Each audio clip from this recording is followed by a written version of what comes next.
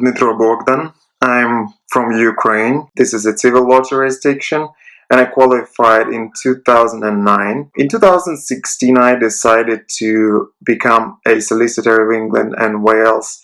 First of all, I wanted to increase my marketability in the international legal market, to get to know more about the common law, why it works so well in these jurisdictions. I passed the multiple choice in 2016 in July, and I did it at the first attempt. And I was so sure that I would pass the second time that I prepared probably not so well that I should have. The week before the assessment itself, I found that there is OSCEsmart, which is run by Olga and her colleagues. I basically managed to do only several exercises, so I couldn't do the whole learning through the OSCEsmart services. Then Olga told me by that time that probably I will not pass. What was interesting is that she said that there's also the place always for a miracle, so just go and try.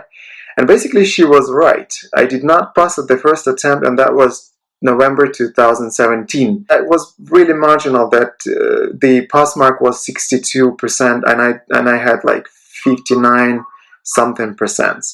So I decided to take it second time and do it properly. In 2019, in November, I cleared with the mark of 76%, which is quite high above the pass mark, which was set at 62%, 2019 November. First of all, I have to say that the preparation to the examination is really challenging, especially for the civil law lawyers.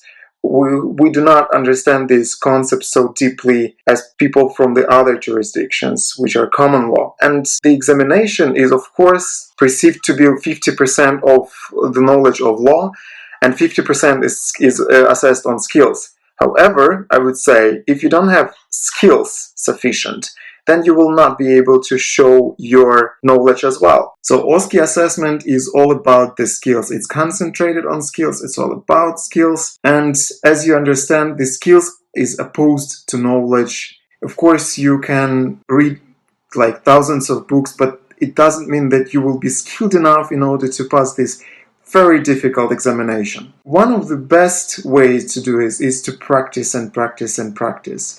And even though you practice, there should be some human response, first of all. That you see the real person in front of you and you deal with these things on the way, especially when we're talking about the interview and, for example, the advocacy skills. Human response is one thing, but the other thing is the professional assessment, which Olga and her colleagues are very qualified to provide. And those responses to me were really relevant, and I went to the assessment itself. I've sat there in the room and I was like, this happened with me during the mock. This happened with me during the mock, only because Olga and her team was really supportive and they do really relevant exercises. There are online lectures on OSCE website. They were also really crucial to the knowledge, because the volume of the information that you will have to display during the examination is quite high. You cannot remember everything.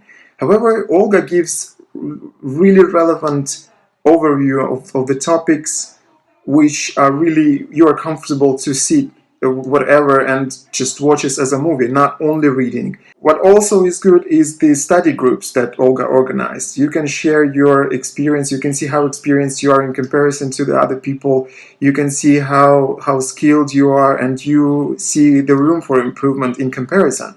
This is the best experience that you can get. She also went through this examination, and all her colleagues leave your examination together with you over and over again, and they really enjoy the job they're doing, and that job is amazing. You go there confidently and you see how you improve your skills just in weeks.